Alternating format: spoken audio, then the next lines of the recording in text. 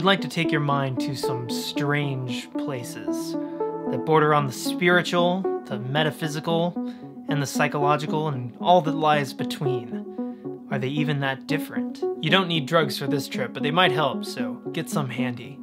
I must warn that this video may promote hallucinations, nightmares of another world, another time, the vision of being trapped somewhere, inescapable, the prison of your own mind. Yes, it's the long-awaited, talky commentary video on 2010's Beyond the Black Rainbow, a film so great that one reviewer called it pretentious shit, which means I'll probably love it. Actually, I do love it, and I've noticed a distinct lack of any real conversation about it online. So, we're going to talk about it, and we're not going to hold back. Let the trip begin.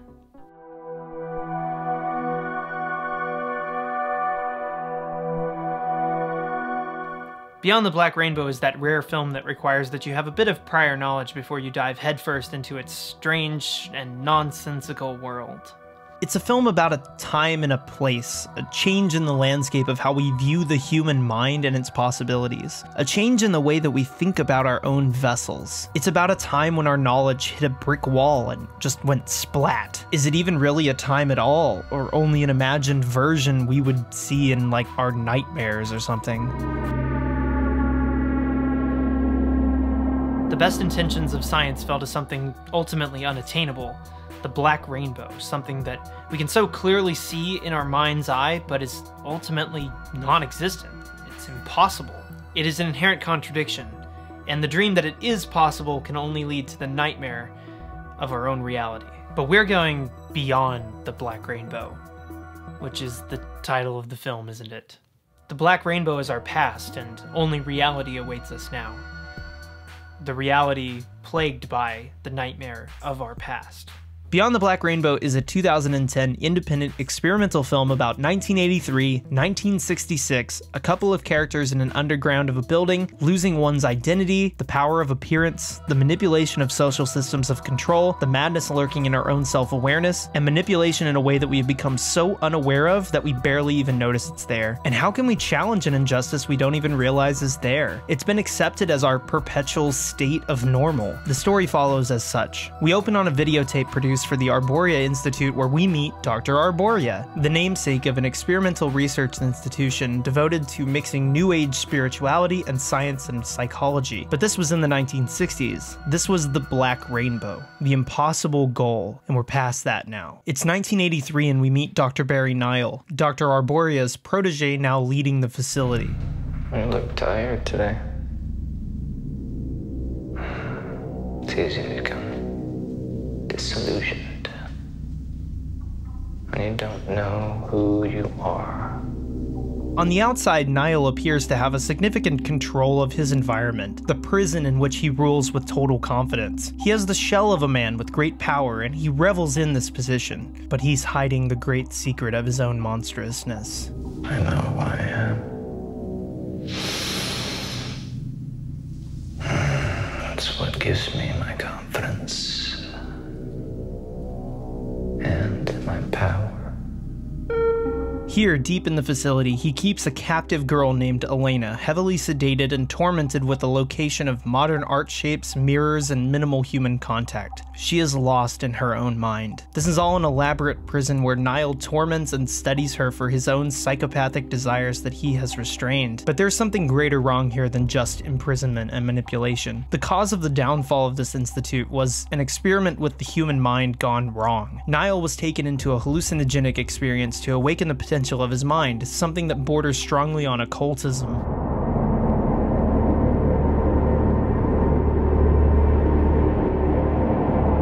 In this hallucination, he is confronted by a true self-awareness of his own decaying shell, his own inner desires and madness, his own psychopathy, and in seeing it so, it creates a madness all its own. He murders Dr. Arboria's wife, leaving Arboria with only a child with the same capabilities Nile was meant to manifest. That child is Elena, locked deep within the facility under heavy sedation and constant hypnosis, seeing only her reflection in pure white, red, and black shapes.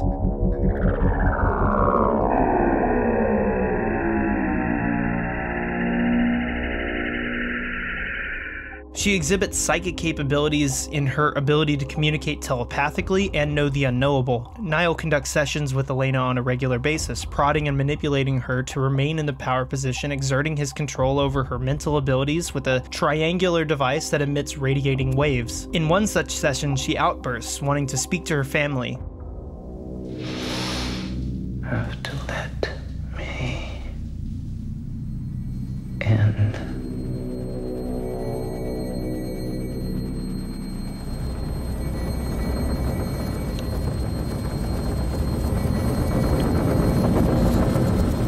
To which Niall lets slip that a photograph exists in her room. She finds it and awakens a desire in her to know more. An apathetic nurse that works at the facility finds Niall's journal of observations on Elena, but finds it filled with psychosexual, violent, and graphic depictions of his obsession with her. Niall tells the nurse to find the contraband photo Elena has and take it away from her, clearly dangling hope in front of her and then taking it away as a power play. Enjoy your dinner.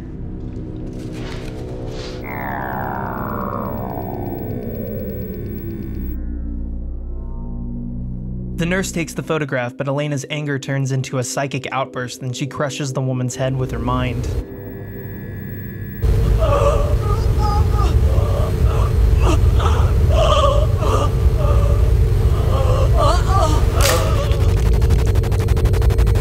Niall, sensing a slip in the power dynamic between them, kills Dr. Arboria, kills his wife, and reveals his actual identity. A monstrous person, both psychopathic and disfigured, representative of his outward psychosis so well hidden behind his mask. With no need for the mask, he accepts the psychopath that he is and attacks. But when going for Elena, she's already gone.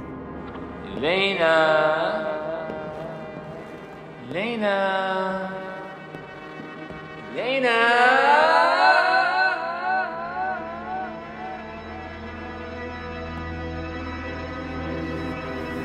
Now knowing her capabilities, she has the confidence to escape the scenario she's been forced into. She escapes the facility and takes to the nature outside. Niall follows her, kills a couple people along the way, repeatedly accusing them of having sex with her, then finds her.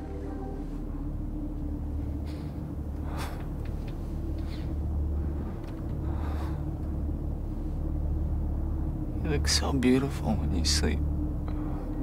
But Elena now knows her true power, a power that Niall never had but could only fake with appearances and systems of manipulation. With that stripped away, he's nothing, and Elena kills him.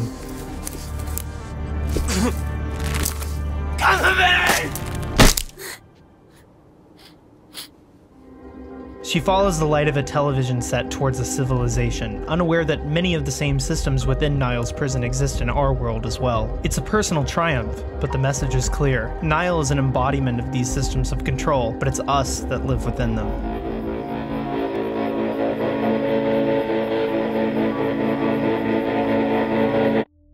Beyond the Black Rainbow is a film that is esoteric. It's a film that many people would say is meaningless and without real intent or purpose, but it's not that at all. Beyond the Black Rainbow is a film that has clear and simple story hidden under layers of atmospheric storytelling. It's a film that builds its landscape in such a way because it wants us to feel imprisoned in it as well.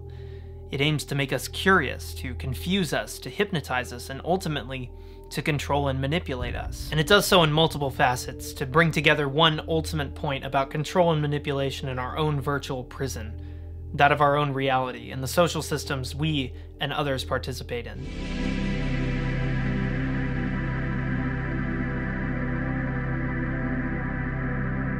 So have you ever read The Mechanical Bride, or The Medium is the Message?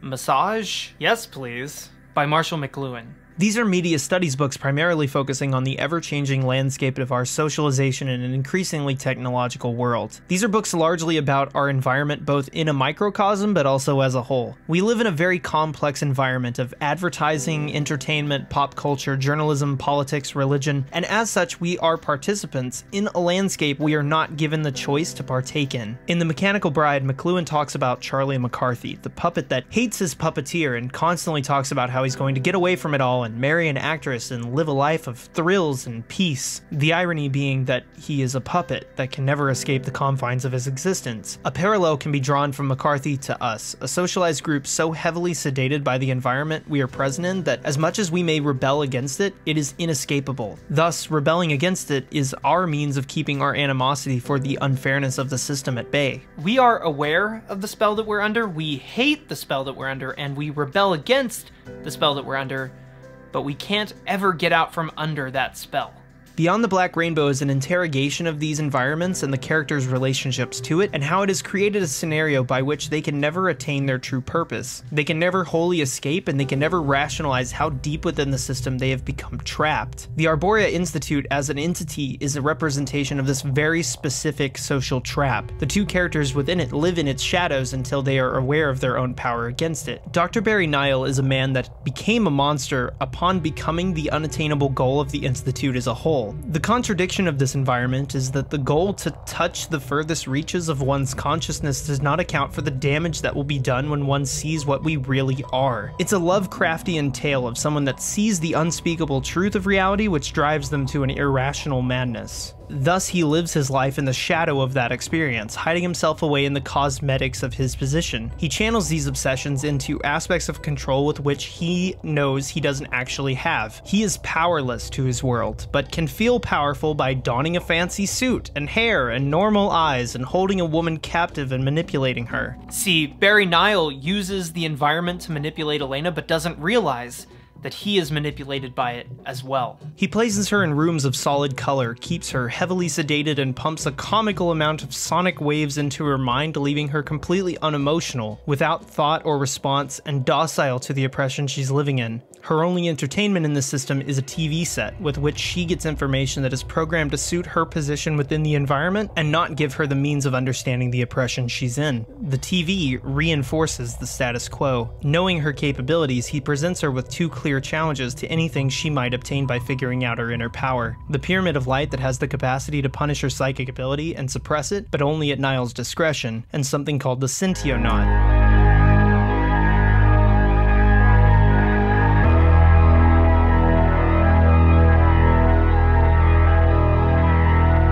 The Synthionaut has an enforcement character design, sleek and punishing, with the implication that it can muscle just about any scenario, and thus it acts as a sort of police figure to the environment. We as an audience see this character as being the muscle for the facility's values, which must be enforced at all costs. This is a means of control to reinforce the status quo in the position Nile is in, and not to reinforce any true level of justice. And when Elena is finally confronted by a Synthionaut, it fears her power and removes its helmet, revealing the face of a child.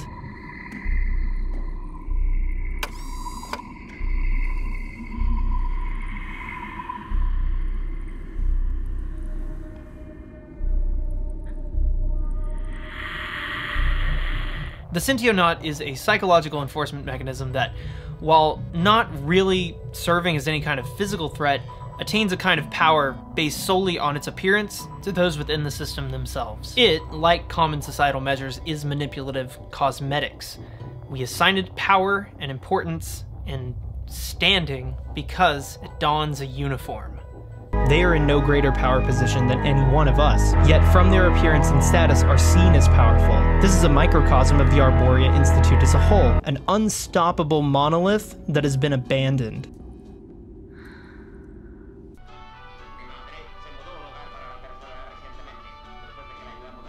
Elena escapes the facility with minimal effort at all because no one is running this massive institution that she has come to believe she was so deep within. Escape seems impossible because everything in her prison signaled that it was a huge operation of endless obstacles. But upon actually attempting to escape, she finds no one behind the controls. Come to me, okay? Elena, come on. Come here. Come on. Elena, come to me.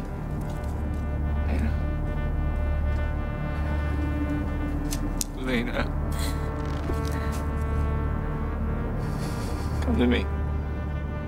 After killing Niall and stepping her way towards civilization, she is guided by the commonality she knew in her previous environment, the television. A means of control within her environment as a prisoner is her lighthouse, but the implication is clear. Although the scenario presented in Beyond the Black Rainbow is an abstraction, a metaphor for how power is designed and reinforced, the world we all partake in reinforces its own version of control on a much larger scale. Elena is leaving a prison to enter a larger prison, one where we are Charlie McCarthy, using entertainment to rebel against the injustices of our prison and dreaming of escape, but believing it impossible because without the puppeteer, will we cease to live.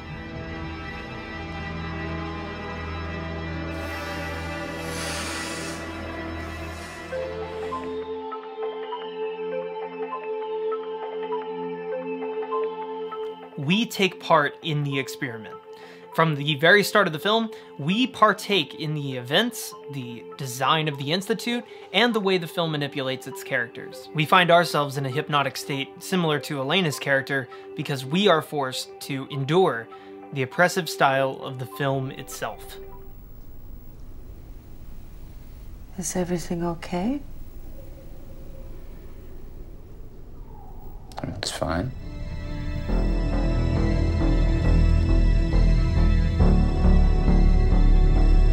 You're doing so good.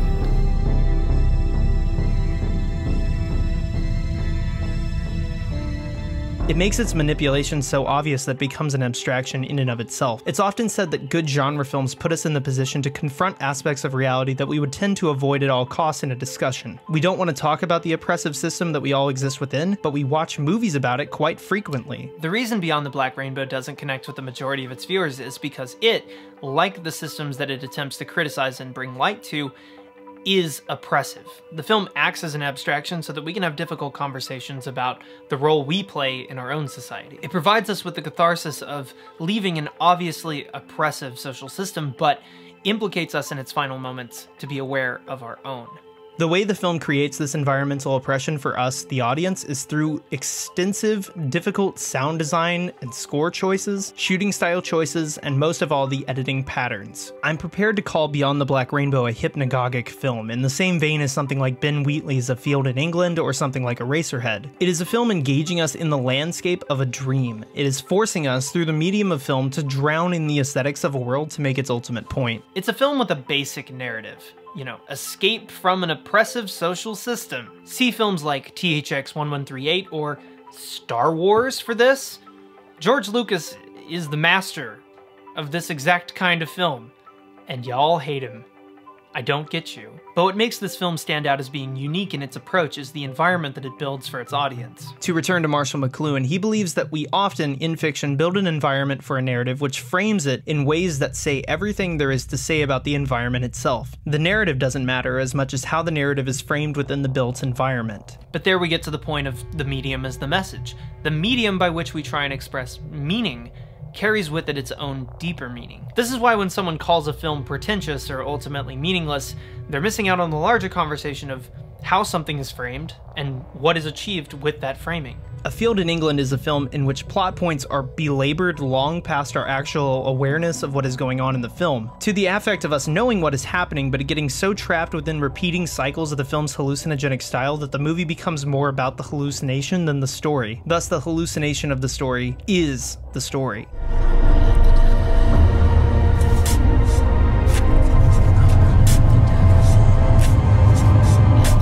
Eraserhead is a movie that so well traps us in the psychological nightmare of Henry that we lose sight of our very simple story of a man taking care of a newborn. It becomes about his fear of taking care of the newborn, and it devolves into his mental state. The story stops being about how taxing it can be to raise a child and becomes about the abject emotional terror of raising a child, fearing that you don't know what you're doing, you're a bad parent, your external desires are evil, your sexual potency is evil, the life you want to live is a neglectful life, and so on. It is not a film telling the physical plot, it is telling the complex emotional state through the medium of film.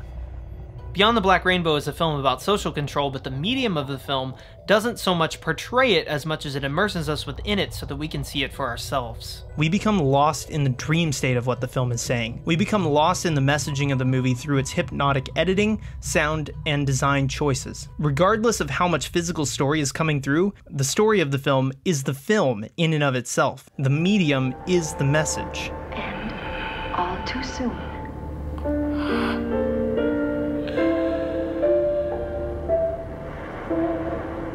Farewell.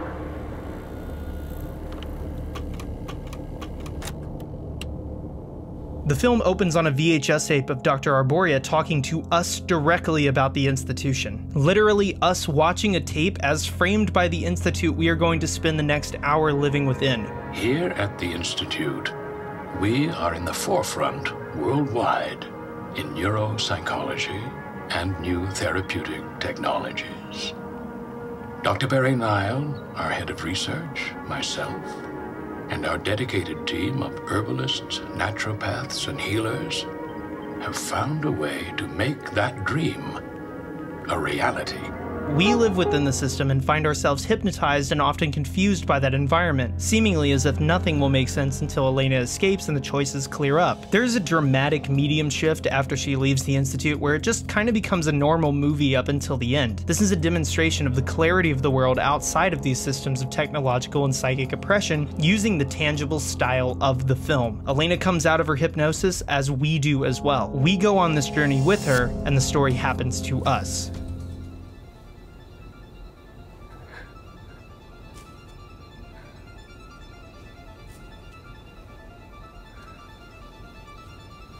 It is our story.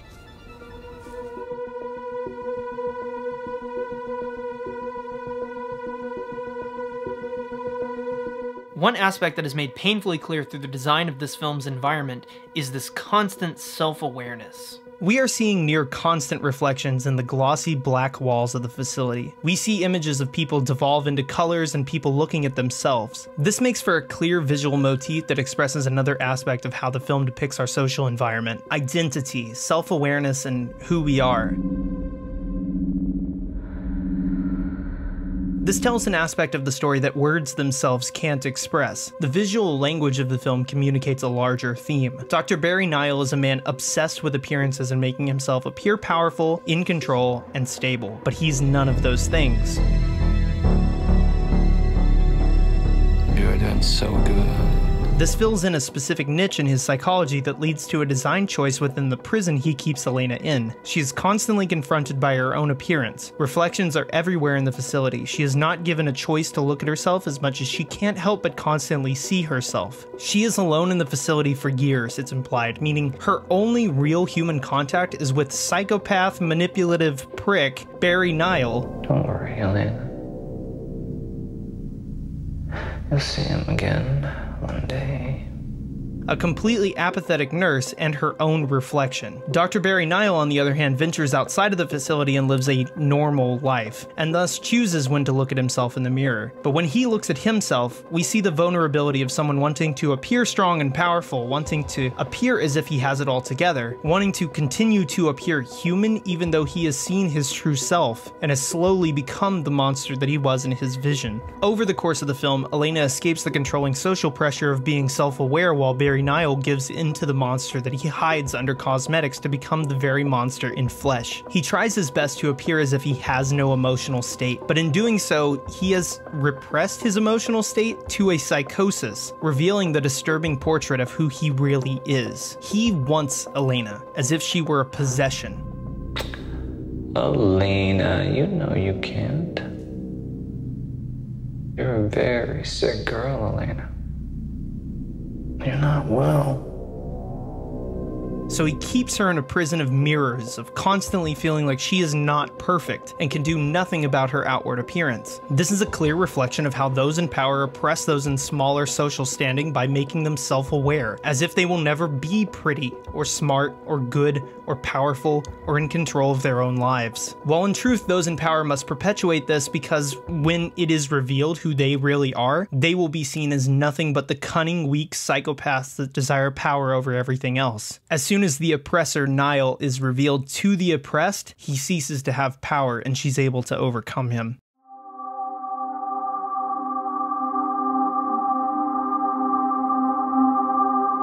Beyond the Black Rainbow is important. It is a film that is using the artistic medium to bring light to and challenge the status quo and our base assumptions of the world in which we live. Those in power that use a complex web of control to keep us docile in their actions. It is a film that implicates us in the very systems and assures us that while we feel powerless, we have a hidden power, that of criticism and understanding of our world and the way things work.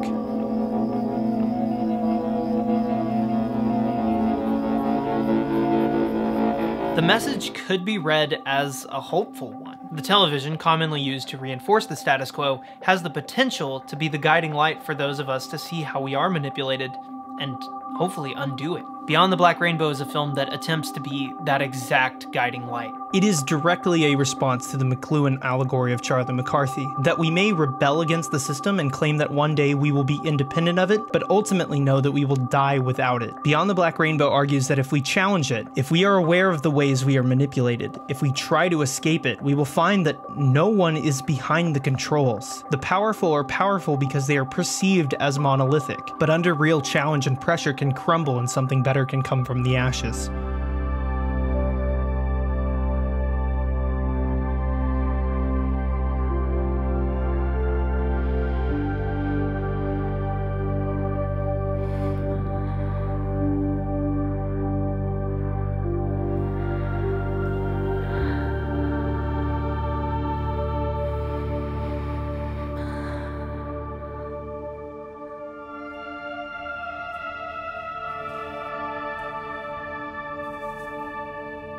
You are beautiful, you are powerful, you are in control of your life, and you don't have to accept the status quo as it stands. Ask yourself challenging questions, and don't give yourself simple answers. Thank you for watching this informational videotape.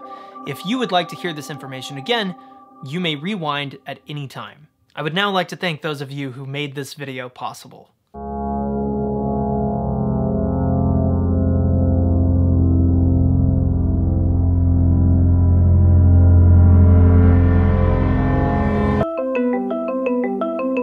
Hey babes, so this has been a bit of a surprise one. I've had this script around, but decided now would be like a really perfect time to do it and kind of reestablish what I want to do with my channel in 2018. So the next video is going to follow through with a whole bunch of the ideas presented here and kind of take them a little bit further, so keep an eye out for that. I'm going to do something a bit more fun here fairly soon. I probably need to do that because, like, I don't know, I've been doing kind of serious stuff, but I have a decent list of ideas that I'm slowly knocking out, and I'm pretty proud of how I've been doing thus far. I mean, besides the Twin Peaks video being like my lowest viewed video in a year or whatever, but hey, no big deal, it's totally fine. I'd like to thank my patrons over at patreon.com/NickSpheres. You all keep me doing this and make it doable, and yeah, that's redundant. Because of your contributions, I've been able to do a lot more, and I plan to do so much more in the future, so keep an eye out for that. Thank you all for watching, and as always, if you like my work, you know, maybe leave a like, and let me know in the comments, or on Twitter, or ask me something on Tumblr, or Curious Cat. I love you all. Goodbye.